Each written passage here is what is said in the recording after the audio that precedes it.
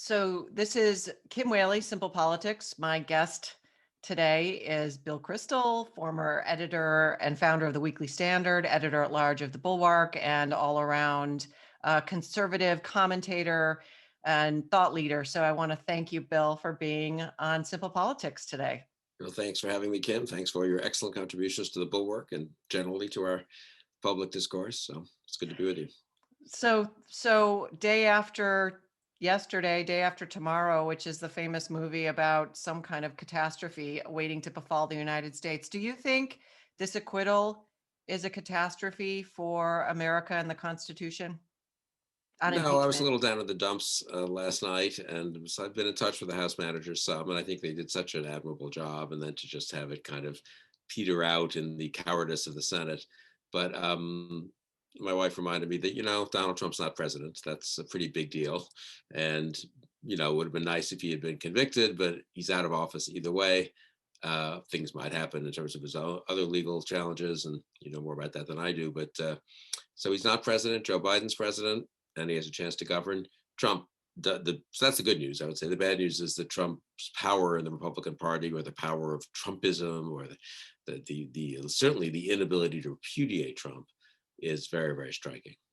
No, the inability to repudiate Trump. There were 7 members of the Republican caucus in the Senate that voted to convict. Is that a number that you thought is also a good sign, or would you have hoped to see more?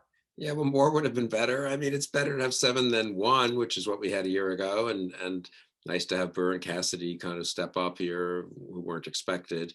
So still 7 out of 50. If you add it up in both bodies, there were 10 House Republicans who voted to impeach and 7 Senate Republicans who voted to convict. So I think that's 17 out of, I think, 257 Republicans who voted in both bodies. So 17 who were willing to break with Trump, and 240 who stuck with him. A lot of those 240 know better. Not all of them. Some of them are true believers in Trump and Trumpism, but the unwillingness to break with him, to just flat out oppose him, as opposed to voting to acquit, but then giving a speech where you make clear you don't like what he did and all this. That's a pretty stunning ratio, 240 to 17, 93% to 7%, I think is about what it is. And I think it's a pretty grim, honestly, foretelling for the fate of the Republican Party, at least over the next year or 2 or 3. These things can change pretty quickly, so I think it's a mistake to assume that this thing is now baked in forever. But you wouldn't look at those numbers. You assume these elected officials are sort of in touch with their constituents, and you wouldn't look at those numbers and think, well, gee, the Republican Party in 2022 is just going to liberate itself from Trump in a bunch of primary contests. So what's going on in the Republican Party? And I ask that because I have a lot of law students that watch this show, young people, and I get the question sometimes, should I be a Democrat or should I be a Republican? How would you answer that? Well, I was a Republican, and now I mean, we don't have party registration in Virginia, so it's a little academic. But I would, if asked, I get usually say I'm an independent, consider myself independent now, and I certainly voted for and supported Joe Biden. And I think the most important thing, and I expect to vote Democratic in Virginia this year, all things being equal, unless there's a big surprise on the Republican side. So we have the governor's election in Virginia this year, and wouldn't be surprised to vote Democratic at all again, and for the House in 2022 and so forth. I do think the Republican Party right now should not be entrusted with power. Especially Donald Trump shouldn't have been reelected, and that's the most important thing. A Republican Party that has some power, but it's not led by Trump, is less dangerous than a Republican party with a lot of power led by Trump. But let's not forget that almost every elected federal Republican official in the House and the Senate supported Donald Trump's reelection. Again, did they privately have doubts? Sure, but they supported it, so that's a pretty bad, for me, that's kind of a red line. It's one thing to have supported him in 2016. You didn't quite know what you were getting. You hoped he might be more responsible in office than he was as a candidate. And that wasn't crazy. I even hoped that. I didn't vote for him, but I thought it was not impossible that he would be. And he had appointed some decent people, and they checked him for a while. The idea that after everything we'd seen over these 3-4 years, the impeachment, the pandemic management, the firing and resignation of almost every reasonable person from his cabinet and White House, the idea that you would then support him for reelection became kind of, for me, a red line. And when all those Republicans did so, senior Republican elected officials, I was already pretty pessimistic, thought the party was pretty far gone. Then he loses, and you think, okay, well, maybe, once he's lost, the spell is broken, it's a little less dangerous to begin to liberate yourself. And then he, challenges, challenge. I mean, he demagogues about and lies about the election returns. He propagates a big lie. He rallies people, urges people to come to Washington to fight for his big lie. They fight for his big lie. He supports and defends them and doesn't try to call them off. Does nothing on the afternoon of January 6th.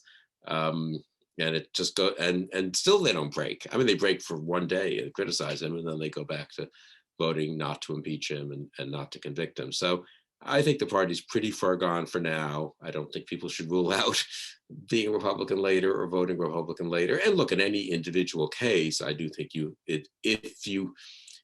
so the other thing I'll say is that in any individual case, however, getting a good Republican in could be worth a lot. So the organization I'm involved in with that you know about used to be Republican Voters Against Trump. Now it's the Republican Accountability Project, is going to try to help the Republicans who voted for impeachment or voted for conviction. It's going to try to help in open seats and in redistricted seats, in primary contests, Republicans who aren't simply Trump apologists.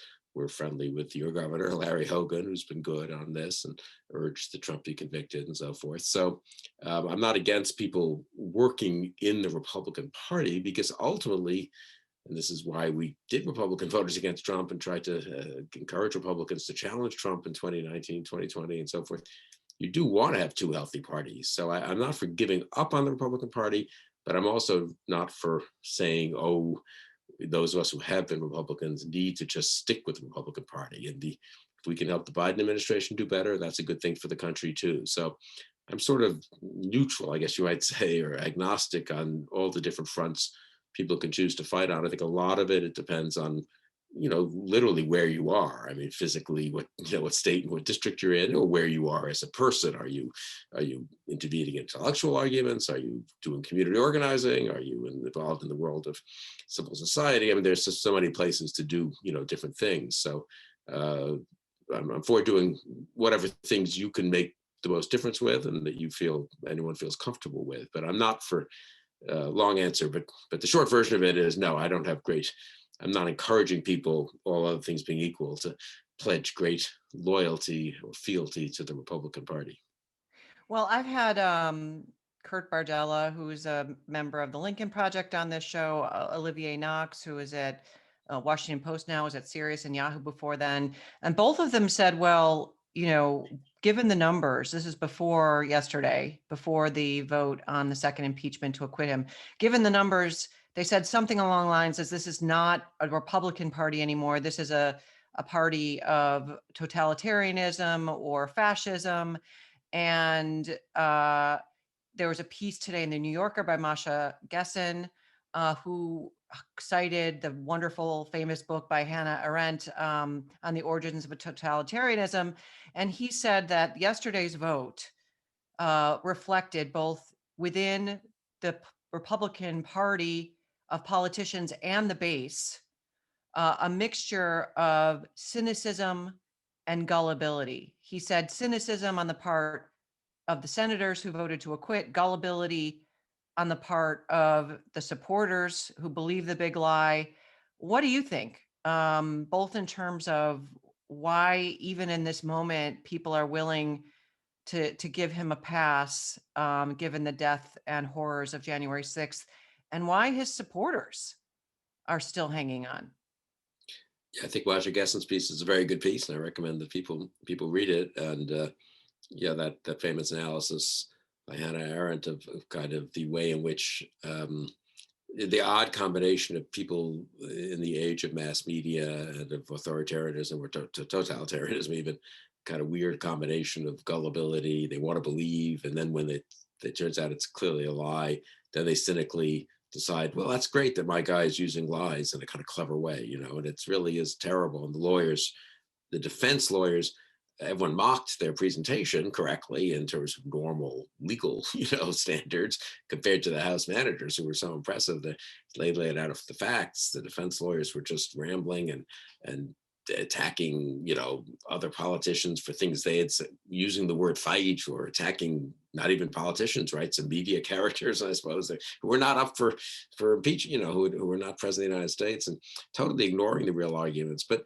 in a certain way, I think this is the point of the piece, that that is characteristic. It didn't put off Trump supporters, so far as we could tell, and that's characteristic of the kind of rhetoric and demagoguery you get from an authoritarian leader. So I do think, look, I think the party is a big party. So it had an authoritarian leader for 4 years, or an authoritarianly inclined leader and demagogue for 4 years.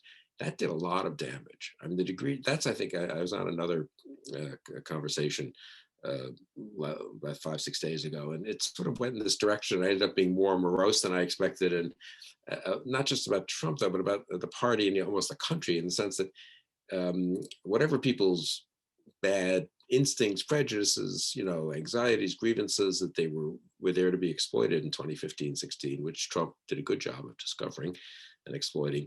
He's now exploited them for 4 years, and if you just think about it from a kind of human point of view, if people have all their bad instincts kind of reinforced, they don't pay much of a price for it personally.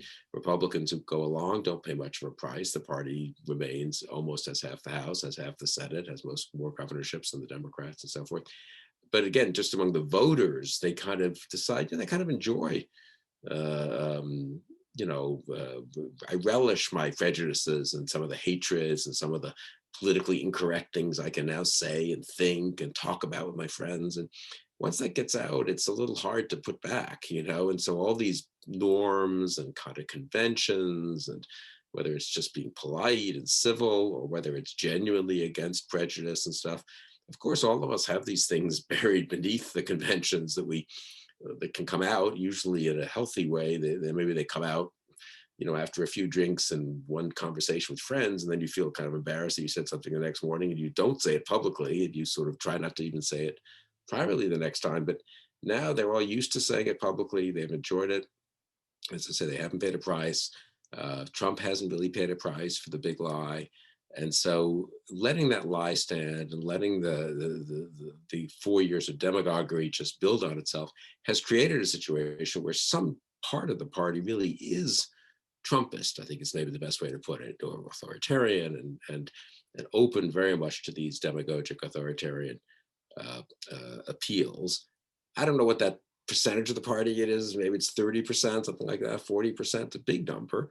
And then the bulk of the party is, what we call it, accommodationist, right? Acquiescent, goes along. They like some of the policies. They don't like the Democrats for various reasons. They don't pay a price. They feel like these people are a little wacky. They're not going to really be like, they would prefer that the party not be defined by Marjorie Taylor Greene. But if you just look, if that's the fringe, you have to go along with that. You can live with it, right? That's what they think. And meanwhile, we prefer this constellation of people and attitudes and policies to the liberals, to the left, which has been so demonized in a way by Trump. So I think the party it's not like the party is just a phalanx of 70 million people who want to march behind Donald Trump, but it's a phalanx of, I don't know, I'm making these numbers up, 20 or 25 million people who want to march behind him, and another 40 or 50 million people who think, all things equal, I'll be part of that group, not the other group. And really, we're not going to pay that big a price for the fringy, crazy people. And they would have thought January 6th would be a wake-up call on that. And I think it was somewhat of a wake-up call. I think a certain number of people thought, oh my God, this is kind of the end game of the group I've been part of. Like in high school or something, you're part of some group that's a little wild and a little crazy and even a little distasteful, you realize, but you're kind of part of it. You don't want to be thrown out, and so to speak, and that's kind of your friends, and so you go along maybe, and then something really unfortunately bad happens, and you sort of say, oh, God, I can't go along with this anymore. But again, for me, the striking thing is how few people have said at each stage, oh, I can't go along with this anymore. Yeah, there's that famous Ash experiment where people were shown 3 lines. One was clearly the longest line, and the one person who wasn't in on sort of the behind the scenes point of the experiment, went last, everyone else said that the wrong lines matched, and that person went along with it. Is that what's happening inside the Republican Party? I mean, why? What is it, Bill, that didn't at some point? I was always thinking maybe they'd all cuddle together on a conference call and say, listen, there's safety in numbers. Let's all turn en masse for the rule of law, for traditional Republican principles, which many people, Democratic, Republican, can get around. Of course, the party of Lincoln, the anti-slavery party, there are some really strong, noble principles behind the Republican Party. Why didn't anything like that happen? Are they just really afraid of being primaried? I mean, what's the mentality there? So I think there are different, obviously, considerations for different groups, whether it's the base or just voters and leaders then and senior leaders. But I think if you think of that experiment, it's as if no one. You said you went along with it. You kind of thought, well, that doesn't look right. That's not the longest line. But you know what? I'm going to say it. Everyone else is saying it, and then nothing happened, right? I mean, it's not like they paid a big price, and you sort of you went to your country club that night, and someone else was in the experiment too, and maybe he or she said, I don't know, that looked a little weird to me too, but I guess maybe that is the way it is. And anyway, what's the harm? What's the harm? We said something that's not true, but life will go on. I think you can't overestimate the fact that people don't feel they paid a big price. Again, I would have thought the Mhm. pandemic, the incredible mismanagement of that, which is connected, of course, to the failure to respect facts, to be Yep. serious about governing and so forth. But somehow he managed to muddy those waters enough that people thought, it's kind of bad everywhere. And he's a little wacky on it. But I mean, you can't trust those public health officials either. But then the big lie of the election. So this, I guess, is where I do come down on the elected officials. Who knows Mhm. what mass psychology? That's a complicated thing and I agree. hard to affect. And it's hard for people to stand up against the mob if you're just an individual citizen or whatever. But that the leaders didn't blow the whistle beyond this, to use the psychology experiment, as if no one stood up and said, wait, that is not true. This line is longer. And I'm actually someone who knows something about this. And I'm going to tell you it's longer. And they're fooling you, and you're kind of being used as a part of an experiment. That's what would happen. And people would say, oh, gee, okay, I see that I shouldn't fall for this stuff. But the failure to confront the big lie, the various lies, but then the big lie about the election is so damaging for that reason, I think. And that's why, again, this last 2 or 3 months has in a way been as damaging or more damaging perhaps than what went before, I think. And so now you've just got a lot of people who kind of believe the big lie. Some of their members, some of their elected officials have said, well, that wasn't really true, but they haven't said it very loudly or very forcefully. They haven't been willing to punish Donald Trump for saying it. They haven't apologized for being quiet. Even Mitch McConnell, who gave that big speech yesterday on the floor, has he apologized for being quiet until, what was it, December 14th or something, when he acknowledged that, well, okay, Joe Biden did win. He could have nipped this in the bud. So the degree to which they all have some responsibility, which again, paradoxically then, Sarah Longwell, my colleague, and Sarah, made this point. This makes it harder for them to now say the truth, because they're sort of criticizing themselves, right? So if you've gone Right. along with a lie for 3 months or 2 months or 6 months or a year or something, or various lies, it's a little hard to say, gee, I kind of did go along for quite a while, and now I just see I shouldn't have. I don't know why that's that impossible to say, but they certainly don't seem to be saying it. Again, I think Republican elected officials bear a huge amount of responsibility. I would say conservative elites really bear a lot of responsibility. The fact that these people have been tolerated by the editorial pages, the magazines they care about, the Wall Street Journal editorial page, for example, donors haven't really said, I'm sorry, I can't support you if you're just going to say this kind of stuff. The donors don't want to hear about that. When they meet with them, they don't talk about that. They talk about tax cuts and deregulation. But not very few, surprisingly few, have been willing to say, I'm sorry, if you go there, I'm not going to support you. Now, they did finally with the vote on the electors, right? A whole bunch of corporate CEO types said, Right. I'm sorry, we're not going to give to you if you vote to overturn the electors. And that was good. We'll see how long that sticks. We'll see if in 2022, when Kevin McCarthy comes to them, or Mitch McConnell, and says, that McCarthy more so, since 65% of the House Republicans voted to overturn the elections, and says, look, we can win the House. We're close. We're only a few votes down. And your policy Mhm. agenda versus Biden's agenda. do they suddenly decide, you know what, I'm going to help the House Republicans, and maybe I won't help two or three who are really just out there, but it's important that they win the majority. And I don't think Kevin McCarthy thinks he will pay a price for not disciplining Marjorie Taylor Greene, for example. Is is there any price conceivably out there? I mean, I actually thought, given that January 6th, Donald Trump sort of abandoned the Proud Boys, abandoned his followers in the defense, saying, "Listen, they're criminals. I have nothing to do with them," and abandoned people in uniform, of course, which is another, I think, big part of the Trump end of the base, and Republicans and Democrats, frankly. No, I mean, there are people across the political spectrum who support law enforcement. Who is Mitch McConnell banking on or counting on? If those people are alienated, maybe they're not going to be alienated, but that was stunning to me. I'm kind of wondering who's left in the tent. Well, we'll see, and we'll see when we actually start having some primaries and some elections. And it may be that 10%, 20% of the Republican electorate has now internalized what happened on January 6th, and then the run up to January 6th, and then subsequently, as we've learned more, maybe a lot of people were watching. I haven't seen the ratings when the impeachment managers made their case, and maybe there will be maybe if he's down, the Republicans are down from a sort of solid 45%, 47% of the electorate to 42 or 38 or 35 even. It's not impossible. So it could go down. It would have to go down a lot for Republican primaries to really reflect that, because you're still going to win the primaries, presumably, by being more on the Trump side, or at least the McCarthy or McConnell side, as opposed to the Jamie Herrera Butler or Cassidy or Ben Sass side. But maybe not. That will be very interesting. We won't quite know for a while, and a lot will happen subsequently. But maybe there'll be a kind of revulsion, and maybe an awful lot of, police officers and law enforcement families will sort of think, geez, well, that's terrible that they just let this happen. But I don't know. I don't think we know yet. I don't think we've seen evidence of real damage yet, though, politically, and that's unfortunate, I think. Now, again, part of this is the reason why it would have been good to have witnesses. It would have been good to have more, frankly, just a dramatic presentation of what happened to really bring it home. I'm old enough to remember I was in college, I guess, in the first year of grad school. Watergate it was pretty obvious what had happened by summer of 1973, I would say.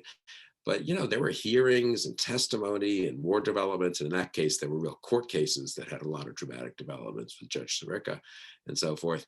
And it took a whole year, really, for us to get to the point where senior people went to Nixon and told him to resign. And he still had told him to resign. And he still had a lot of support among Republicans. So there's a reason why you sort of need to kind of educate people and show people what happened. And in some ways, this wasn't the fault, I don't think, of the House Democrats. The rushed impeachment and then the rushed trial, actually. I don't know how much that's undercut kind of the teaching opportunity here, or maybe not. I just don't know. Yeah, as you know, I did a piece in the Bulwark last week calling for witnesses, and was surprised, frankly, that there was a sort of a turnaround once after Jamie Raskin said, ask for the witnesses, and there was a stipulation, which most lawyers will agree isn't really that meaningful. And then, of course, defense counsel basically disavowed, I think, in an unethical way, the terms of the stipulation. But I've read two things that I wonder if you have any insights in. That one of the reasons that they sort of caved on witnesses was because of threats to witnesses from the same sort of violent fringe of the Republican Party that stormed the Capitol on January 6th. And the second was a concern that some of these, if they did call witnesses, like Kevin McCarthy, for example, they would lie under oath. Both of those things I don't think were reported. They're not verified as far as I know, but those are the two that at least made sense to me, given the price. I think there was a price paid by not calling witnesses, not just potentially changing hearts and minds. I don't buy this that, well, we could never change people's minds. Otherwise, why would we have jury trials? Um, and also just watering down impeachment itself as legitimate, as a serious something that's not just political. What do you think about that? Those two potential rationales for not calling witnesses, or do you think there was something else going on there? Because I think if the tables were turned, if it were Mitch McConnell in charge, there would have been witnesses. This would have gone on. Hmm. Yeah, that could be actually. So I'd say the House impeachment managers, I think, really, sort of agonized, but well, really were uncertain whether to call witnesses, partly because they did feel, and I think this was correct, that they had made their case pretty effectively. So you don't want to sort of make it seem as if we need to have these witnesses to confirm what we've already said. So I guess if I mean, you're the lawyer, not me, but if you, it's sort of like if you're a prosecutor and you have a very strong case, and you feel, and the arguments have concluded. I mean, basically, do you call more witnesses on what is it, redirect or whatever it is in these criminal cases? I mean, or do you just say, look, you know what, I've done a pretty good job here making my case. If I have a jury that wants to engage in jury nullification, they're not going to change their mind if I call three more witnesses, and maybe they'll be annoyed at me for keeping them there 2 weeks. So I think they had some. That was the kind of questions they were asking. The House managers, I think, to their credit, though, once they had the indication from Jamie Herrera Butler that she was willing to testify, thought, that will be dramatic, and it's genuine first-person testimony about Right. stuff she knows. And it goes Uh, to intent, which I don't think they established mhm, that well. They I used a lot of Washington Post clips, Yeah. summaries of what Trump supposedly was thinking. I'm sorry to interrupt you, but go ahead. No, no, no. I think that's good. Yeah, yeah. So I think so. This goes to makes it first person as opposed to other people reporting stuff, and so she was willing to testify, which is really a tribute to her, I think. I mean, there's the pressure that was put on them not to vote the way they voted, the 10 House people, 10 House, the members of the House who voted for impeachment, not to then make a big deal of it after they voted, not to go on TV and explain why they voted, not to volunteer or accept an offer if it had been preferred, and it was never officially preferred. So to be a fellow manager, I mean, I know uh, there was outreach indirectly to the Republicans who voted to impeach to say, look, if you would want to be, they can't. I think this Democrats felt they couldn't really offer someone, a role as a manager and be rebuffed. I mean, that would look bad and be so they was sort of very indirect outreach. And I think there was, I'm not sure, most of them aren't lawyers, and so maybe they wouldn't have been appropriate. One or two are, though. And they were basically told by the Republican leadership in the House, it's bad enough that you've already voted this way. You're finished. You are not going to be a member of the party in good standing if you go prosecute this case in the Senate. So they didn't have a Republican manager. I know there was some criticism of Pelosi and Raskin for not having one, but it wasn't their choice, honestly. It was Kevin McCarthy telling the Republicans. Now, they could have ignored McCarthy, I suppose, but it would have been difficult. And so, yeah, so there's all kinds of pressure put on them, as you've been saying, including maybe threats of violence. Um, and then I do think the Senate Democrats basically pulled the rug out from under them. I think Raskin was willing to go with witnesses, to negotiate three witnesses on each side, to do whatever you do. And, so that's the way it's been done in the past, right? The Senate tries to set, let's say, fair rules, which were kind of equal for each side, to have a certain number of witnesses. Obviously, contrary to the coverage, and you've written on this, the coverage is so bad on sort of how these trials are supposed to work. I mean, the Senate doesn't choose the witnesses. The senators don't do. There was all this loose talk, which even Lindsey Graham himself, who's a senator, presumably knows better, would indulge. We're going to call witnesses. Well, you don't get to call any witnesses. The Senate gets to say, as I guess a judge would say in some cases, we're going to limit it to this number. You can't just kind of have fishing expeditions. But the House managers wanted to call a few witnesses. I do think they were worried that McCarthy and anyone who worked in the White House, which would be the obvious other place you'd want eyewitnesses to Trump on the afternoon of January 6th. Well, first, I think they were mostly just worried they would refuse to testify. Then you have court cases, and then you are in a kind of a real delay, which maybe no one at this point quite has the stomach for, since he's already out of office. So what are you going through all this for? You can imagine all the arguments. And the Senate Democrats want to get to work on Biden's agenda and all.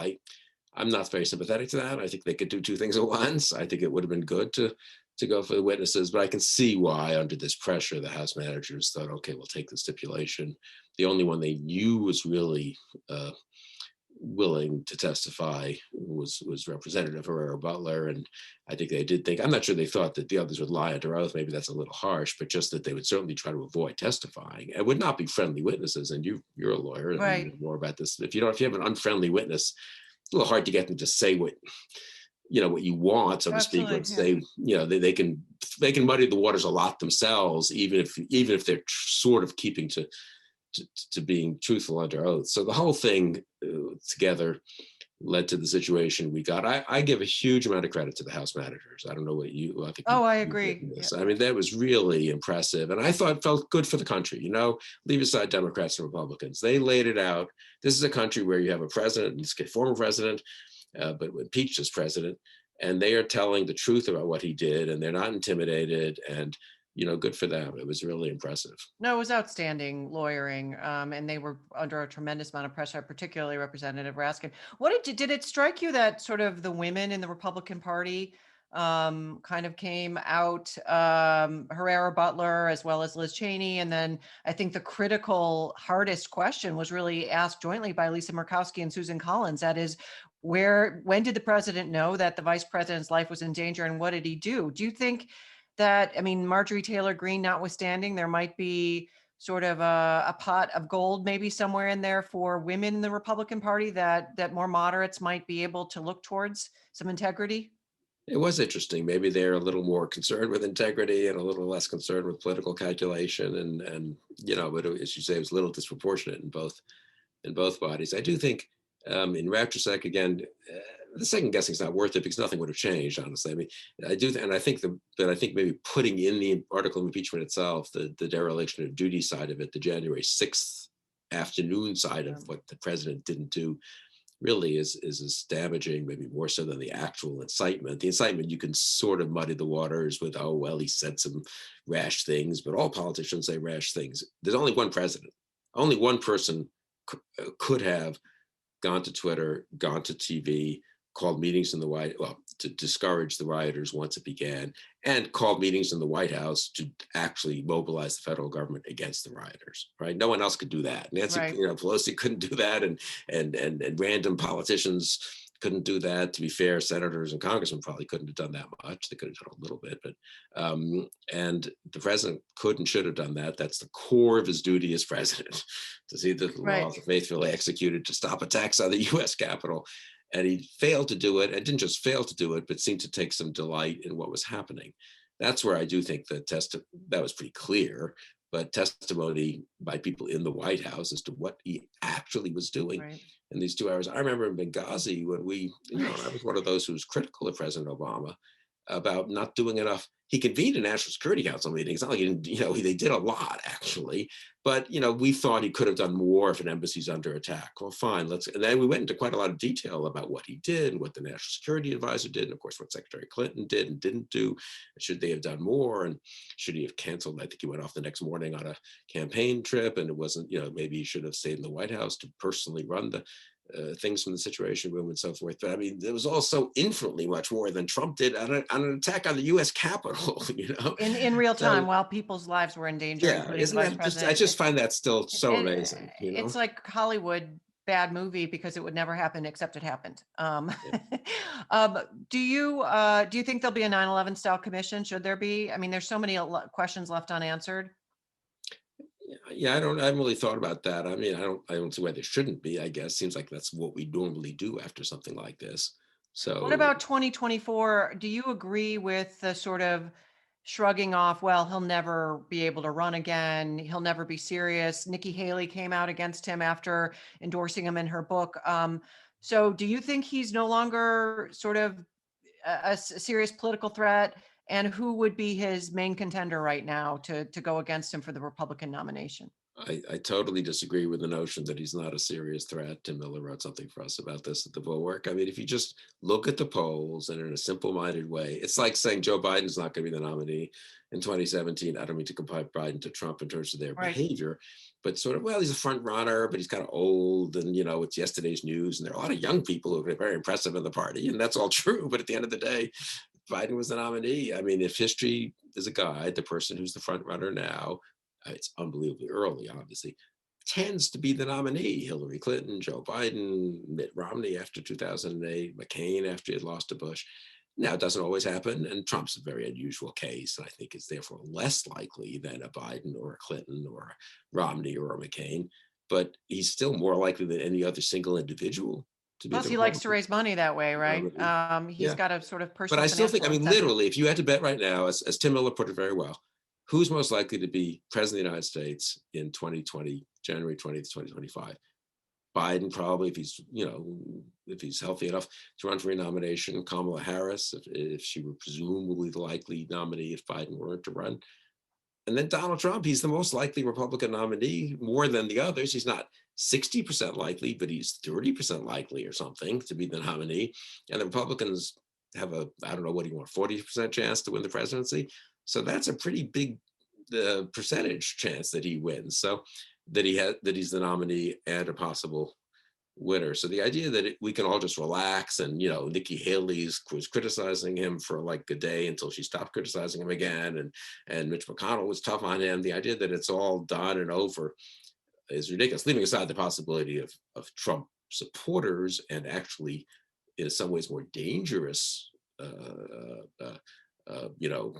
people who would carry forward a kind of Trumpist form of demagoguery and authoritarianism. Leaving aside how dangerous that is, Right. the notion that we can stop worrying about Trump is way premature. Right. Well, I know we're out of time, but I Yeah. wanted to say I could ask you many, many more questions. There's so much to talk about. But thank you, Bill Kristol, for being on Simple Politics Well, I tonight. really Lots of enjoyed great it, and information. we'll continue this conversation in many different fora over the next few weeks and months, I'm sure. Yes, it's my great privilege to be part of the Bulwark team. It's really excellent work. So thank you again and have a great night. Thank you. You too. Okay. Well, Good. seriously, that was just so great.